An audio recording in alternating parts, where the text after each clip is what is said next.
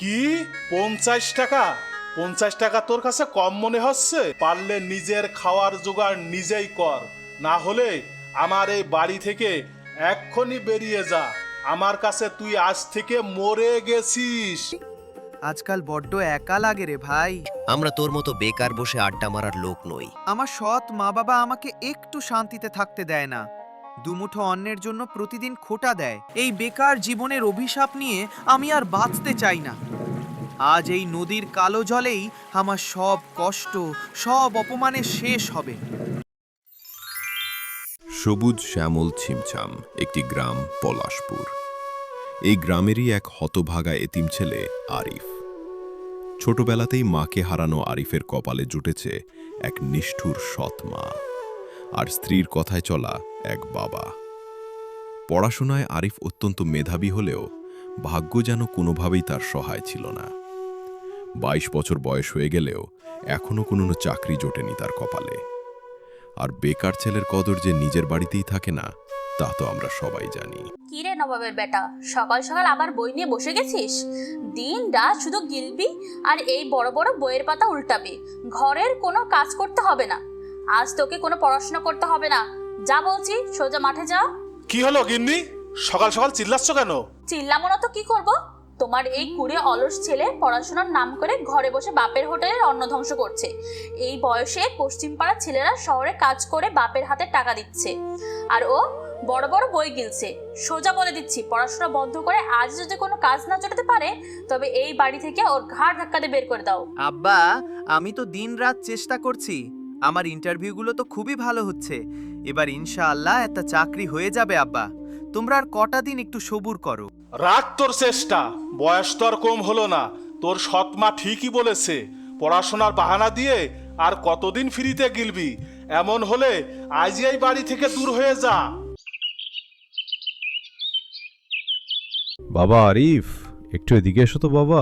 সকাল সকাল মুখটা এমন শুকিয়ে আছে কেন? বসো, গরম দুটো পরোটা আর এক কাপ চা খেয়ে যাও বাবা। আসসালামু আলাইকুম চাচান। চাচা, আমি এখন কিছু খাবো না।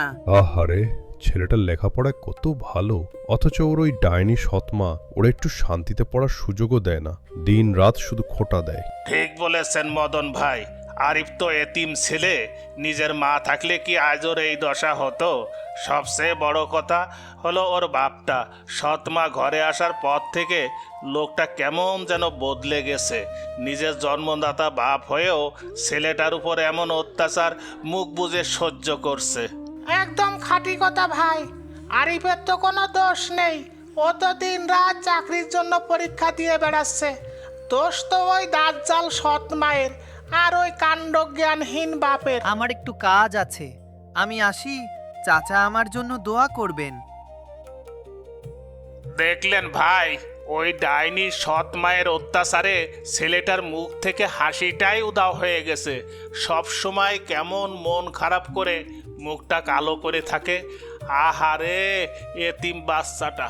বুঝলি শাকিল, আমার নতুন প্রজেক্টের কাজটা নামাতে পারলে বসের কাছ থেকে মোটা অঙ্কের একটা বোনাস পাবো। ওটা পেলেই এবার একটা বড় 4 হুইলার গাড়ি কেনার প্ল্যান করছি। দারুণ তো ভাই, আমারও বিজনেস ডিলটা ফাইনাল হয়ে গেছে। ভাবছি এই উইকেন্ডে শহরের নামি 5 স্টার রেস্টুরেন্টে গিয়ে পুরো ফ্যামিলি নিয়ে একটা গ্র্যান্ড পার্টি দেব। কিরে রফিক, শাকিল, কেমন আছিস তোরা? অনেকদিন পর তোদের একসাথে দেখলাম। আরে আরিফ, আমরা তো বেশ ভালোই আছি। বিজনেস আর জব নিয়ে চরম বিজি লাইফ।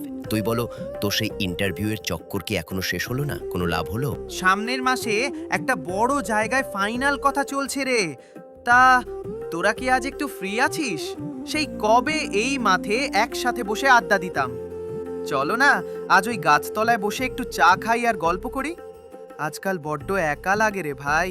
আরে ধুর আরিফ, আমাদের কি আর তোর মতো অফুরন্ত সময় আছে যে মাঠে বসে বেকারদের মতো চা আর আড্ডা মেরে সময় নষ্ট করব? এখন আমাদের লাখ টাকার বিজনেসের সময়, আমাদের শিডিউল অনেক টাইট। একদম ঠিক। কর্পোরেট লাইফে এক এক মিনিটের দাম অনেক।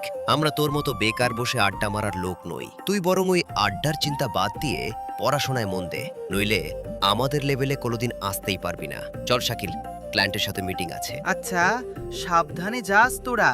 আজ সবার কাছে দামি গাড়ি, বড় বিজনেস আর লাখ টাকা আছে। শুধু আমার মতো পুরনো গরিব বন্ধুর জন্য 1 মিনিট সময় নেই। সবাই নিজের জীবনে কত এগিয়ে গেল, শুধু আমি একা পেছনে পড়ে রইলাম। হে আল্লাহ, দুনিয়ার সবাই আজ টাকার পেছনে ছুটছে। সম্পর্কের চেয়ে আজ সবার কাছে টাকার দাম বেশি। আমার তো তুমি ছাড়া আর কেউ নেই আল্লাহ। আমার সৎ মা বাবা আমাকে একটু শান্তিতে থাকতে দেয় না, দুমুঠো অন্নের জন্য প্রতিদিন খোটা দেয়। তুমি আমার ভাগ্যটা একটু বদলে দাও আল্লাহ, আমাকে একটা হালাল রিজিকের ব্যবস্থা করে দাও। আমি আর এই অবহেলা সহ্য করতে পারছি না আল্লাহ, তুমি দয়া করো। কি রে নবাবের বেটা, সকাল সকাল ভং ধরে জায়নামাজে বসে গেছিস? দিন রাত শুধু ওই আল্লাহ আল্লাহ করলেই কি আকাশ থেকে টাকা পড়বে, নাকি তোর পেটে ভাত জুটবে? ঘরে 1 ফোঁটা চাল নেই, আর উনি এখানে বসে আল্লাহর কাছে হাত তুলছে। আম্মা, আল্লাহর কাছেই তো চাইবো, উনি ছাড়া তো আমাদের আর দেওয়ার কেউ নেই। তোমরা এইভাবে কথায় কথায় খোটা দিও না আম্মা। খোটা দেবো না তো কি মাথায় করে নাচবো? তোর ঢং দেখলে গা জ্বলে যায়। আজ থেকে পরিষ্কার কথা, এই ঘরে যদি 1 দানা ভাত গিলতে চাস তবে আগে রোজগার করে নিয়ে আসবি। বিনা পয়সায় তোকে খাওয়ানোর মতো সাধ্য আমার নেই। কি হয়েছে গিন্নি? সকাল সন্ধ্যা শুধু এই ছেলের সাথে কিসের এত তর্ক? তর্ক করবো না তো কি করব? তোমার এই সাবালক ছেলে তো ঘরে বসে বসে শুধু আমার হাড় মাংস চিবিয়ে খাচ্ছে। তুমি তো দিন দিন বুড়ো হয়ে যাচ্ছ। কাল যদি তোমার কিছু হয়ে যায় তখন এই অলস ছেলেকে খাওয়াবে কে? ওর ওই মরা মা কি উপর থেকে এসে মুখে তুলে দিবে? গিন্নি, তুমি একদম ঠিক কথা বলেছো। আরিফ, তোর তো বয়স কম হলো না, দিন রাত শুধু এই বড় বড় বই গিলছিস আর কপালে হাত দিয়ে বসে থাকিস। ওভাবে তোর সংসার চলবে না। আব্বা, তুমিও আজ আম্মার কথায় আমাকে এত বড় কথা শোনাচ্ছ? আমি কি চেষ্টা করছি না? আমার ইন্টারভিউগুলো তো ভালো হচ্ছে, আজ না হয় কাল একটা গুতি হবেই আব্বা। রাখ তোর জুতার কালির মতো ইন্টারভিউর গল্প, ঢের শুনেছি ও সব। সোজা কথা শুনে রাখ, কাল সকালের মধ্যে যদি কোনো কাজ না খুঁজে পাস তবে এই বাড়ির দরজা তোর জন্য চিরতরে বন্ধ হয়ে যাবে। এই অলস ছেলেকে আমি আর একদিনও বসায় খাওয়াতে পারবো না। আব্বা, তোমরা এইভাবে বলো না। আল্লাহ চাইলে সবই সম্ভব। আমি কাল থেকেই কাজের সন্ধানে বের হব। রাতের বেলা যখন আরিফ খেতে বসল, তখন ওর সামনে এলো জীবনের সবচেয়ে বড় অপমানের মুহূর্ত। থালায় মাত্র 2টো আলু সেদ্ধ আর নুন। আজ আর কোনো তরকারি ফরকারি নেই। এই আলু সেদ্ধ আর নুন দিয়ে গিলেন, কাল কপালে কি জুটবে তা আল্লাহই ভালো জানে। বাবা, কাল সকালে আমার শহরে একটা ইন্টারভিউ আছে। যাওয়ার জন্য মানে বাস ভাড়ার জন্য জাস্ট 50টা টাকা লাগবে। কি 50 টাকা? 50 টাকা তোর কাছে কম মনে হচ্ছে? শুধু 50 টাকা মনে হচ্ছে, যেটা আমার কাছে এখন 500 টাকার সমান। আজ সারাদিন এই কাঠ ফাটা রোদ্রে একটা কাজের জন্য কুত্তা বিড়ালের মতো ঘুরেছি, কেউ একটা কাজ দেয়নি। আর তোর ইন্টারভিউর নামে শহরে হাওয়া খেয়ে আসার জন্য আমি টাকা জোগাবো? আর দিও না তো টাকা। কতগুলো ইন্টারভিউ তো দিলই, একটাও জুটলো না। শুধু শুধু বাপের পয়সা নষ্ট। এর থেকে এই টাকাটা দিয়ে কাল 2 কেজি চাল আনলে আমাদের পেটটা অন্তত চলতো। তুমি কি ভাবছো মা? আমার খুব ভালো লাগে বুড়ো বাপের ঘাড়ে বসে বসে গিলতে। আমি তো লজ্জায় আর অপমানে ভেতরে ভেতরে এমনিতেই মরে যাচ্ছি। আমাকে শেষ একটা সুযোগ দাও বাবা, এই ইন্টারভিউটা দিতে দাও। কোনো সুযোগ নেই। কাল থেকে তুই আমার কাছে 1 পয়সাও চাইবি না। পারলে নিজের খাওয়ার জোগাড় নিজেই কর, না হলে আমার এই বাড়ি থেকে এক্ষুনি বেরিয়ে যা। আমার কাছে তুই আজ থেকে মরে গেছিস। ঠিক আছে বাবা, তোমাদের বুকের ওপর এই পাষাণ পাথরটা আর বেশি দিন থাকবে না। কথা দিচ্ছি, আমি তোমাদের আর কোনোদিন জ্বালাতে আসবো না। আরিফ আর 1 মুহূর্ত দাঁড়াল না। চোখের জল মুছতে মুছতে সে ছুটে ঘর থেকে বেরিয়ে যায় রাতের অন্ধকারে। আর না, অনেক হয়েছে। এই বেকার জীবনের অভিশাপ নিয়ে আমি আর বাঁচতে চাই না। আজ এই নদীর কালো জলেই আমার সব কষ্ট, সব অপমানের শেষ হবে। কেউ আমাকে ভালোবাসে না, কারোর কাছে আমার কোনো দাম নেই। বিদায় বাবা মা, বিদায় পৃথিবী, আমি আসছি। থামো আরিফ, এই আত্মহননের পথ তোমার নয়। কে কে কথা বলছেন? জীবনকে এত সহজে শেষ করে দেওয়ার অধিকার তোমাকে কে দিল আল্লাহর বান্দা? তুমি কি জানো না যে জীবন তুমি শেষ করতে যাচ্ছ তা আল্লাহর দেওয়া সবচেয়ে বড় আমানত? পবিত্র কোরআনে আল্লাহ তাআলা স্পষ্টভাবে বলেছেন, আর তোমরা নিজেদের হত্যা করো না, নিশ্চয়ই আল্লাহ তোমাদের প্রতি পরম দয়ালু। কিন্তু আমার যে আর বাঁচার কোনো ইচ্ছে নেই। সবাই আমাকে ঘৃণা করে, বন্ধুদের কাছে আমার কোনো দাম নেই, এমনকি নিজের বাবা মায়ের কাছেও আমি আজ বোঝা। আমি একটা চরম ব্যর্থ মানুষ। আরিফ, তোমার এই কষ্ট, এই অভাব আর হতাশা নতুন কিছু নয়। আল্লাহ তাআলা পবিত্র কোরআনে আগেই বলে রেখেছেন যে তিনি মানুষকে পরীক্ষা করবেন, এবং আমি অবশ্যই তোমাদের পরীক্ষা করব কিছু ভয়, ক্ষুধা এবং ধন সম্পদ, জীবন ও ফসলের ক্ষয়ক্ষতি দ্বারা। আর তুমি সুসংবাদ দাও ধৈর্যশীলদের। আজ তোমার অভাব আর অপমান আসলে একটা পরীক্ষা মাত্র। রাসূলুল্লাহ সাল্লাল্লাহু আলাইহি ওয়াসাল্লাম বলেছেন, মুমিনের বিষয়টি কতই না চমৎকার, তার প্রতিটি কাজেই কল্যাণ রয়েছে। যদি সে সুখ পায় তবে আল্লাহর শুকরিয়া আদায় করে, ফলে তা তার জন্য কল্যাণকর হয়। আর যদি সে কষ্টে পড়ে তবে সবর, ধৈর্য ধারণ করে, ফলে তাও তার জন্য কল্যাণকর হয়। কিন্তু আমি তো কত চেষ্টা করছি, কোনো ফলই তো পাচ্ছি না। চারদিকে শুধু অন্ধকার। তুমি আল্লাহর রহমত থেকে নিরাশ হচ্ছ আরিফ, অথচ আল্লাহ তাআলা বলেছেন, তোমরা আল্লাহর রহমত থেকে নিরাশ হও না। তোমার কাজ হলো সততা ও নিষ্ঠার সাথে চেষ্টা করে যাওয়া, আর ফলাফলের জন্য আল্লাহর উপর ভরসা করা। কোরআনে এসেছে, আর যে ব্যক্তি আল্লাহর উপর ভরসা করে, আল্লাহ তার জন্য যথেষ্ট। তোমার বাবা মা অভাবের তাড়নায় আজ তোমাকে শক্ত কথা বলেছেন, কিন্তু তাদের এই আচরণের পেছনে লুকিয়ে আছে এক বুক হাহাকার। তুমি ধৈর্য ধরো। রাসূলুল্লাহ সাল্লাল্লাহু আলাইহি ওয়াসাল্লাম বলেছেন, ধৈর্য হলো একটি আলো। লোহার ওপর হাতুড়ির আঘাত যেমন তাকে খাঁটি ইস্পাতে পরিণত করে, এই কষ্টগুলো তোমাকে একজন শক্তিশালী মানুষ হিসেবে গড়ে তুলছে। আমি বুঝতে পেরেছি, আমার অন্যায় হয়ে গেছে। আমি নিজের ওপর বিশ্বাস হারিয়ে ফেলেছিলাম। সেই গায়েবী বাণী আরিফের মনের সব অন্ধকার দূর করে দিল। নদীর পাড় থেকে ফিরে ও যেন এক নতুন মানুষ হয়ে গেল।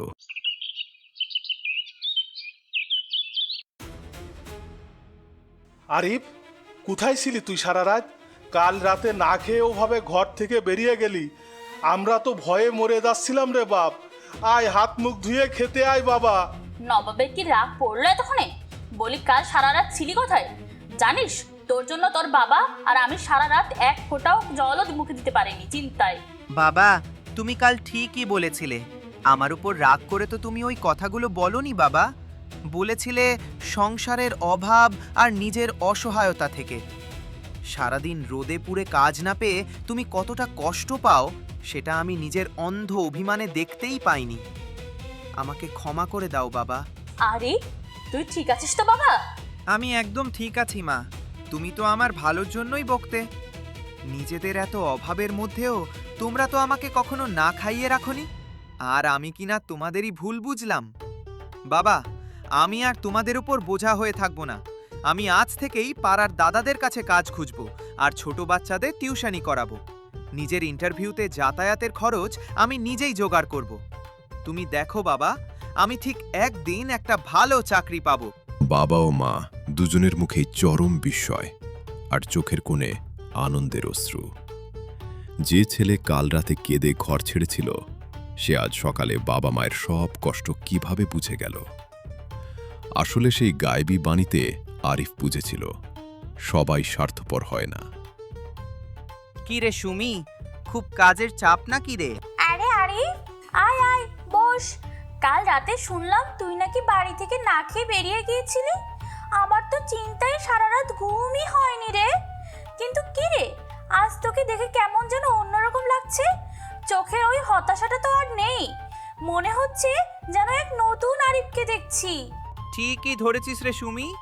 কালকের আরিফ আর আজকের আরিফের মধ্যে অনেক তফাৎ। মনের সব অন্ধকার কেটে গেছে। আজ শহরে আমার একটা খুব ভালো ইন্টারভিউ আছে, কিন্তু যাতায়াতের ভাড়াটা নেই রে। তুই কি আমাকে 50টা টাকা ধার দিতে পারবি? কথা দিচ্ছি, আমি টিউশনি শুরু করেই তোকে সবার আগে টাকাটা দিয়ে দেব। ধার? বন্ধুদের মধ্যে আবার ধার কিসের রে বোকা? আমরা কি পর? তোর বিপদে আমি পাশে থাকবো না তোর কে থাকবে? এই নে টাকাটা রাখ, একদম মন শক্ত করে রাখ, মাথা উঁচু করে ইন্টারভিউ দিবি। আমার বিশ্বাস আর কারো হোক বা না হোক তোর চাকরিটা এবার হবে। তুই যে আজ আমার কি উপকার করলি সুমি, আমি জীবনেও ভুলবো না। কাল যখন সবাই আমাকে ফিরিয়ে দিয়েছিল, তখন শুধু তুই আমার উপর বিশ্বাস রাখলি। তোর এই বিশ্বাসের মান আমি ঠিক রাখবো রে। আসি তাহলে।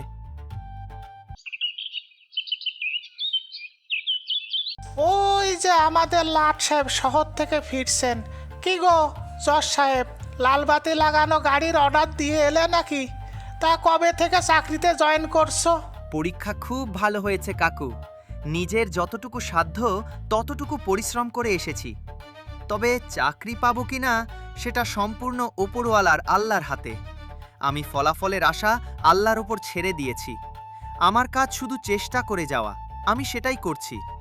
ওরে বাবা, এ তো দেখি পুরো বুজুর্গের মতো কথা বলছে।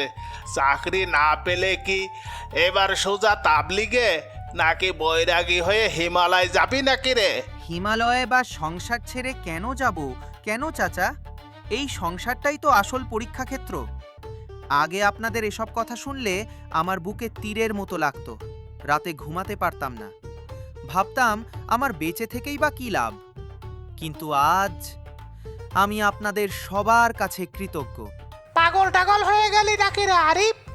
আমরা তোকে এমন কি উদ্ধার করলাম?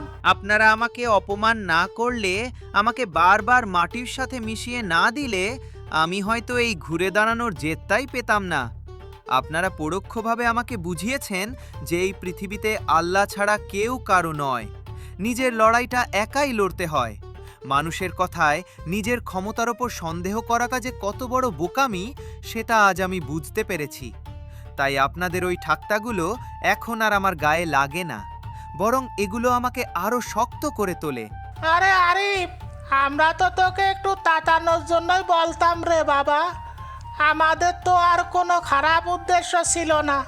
আসলে তুই যে এত জেদ নিয়ে লেগে থাকবি তা কে জানতো?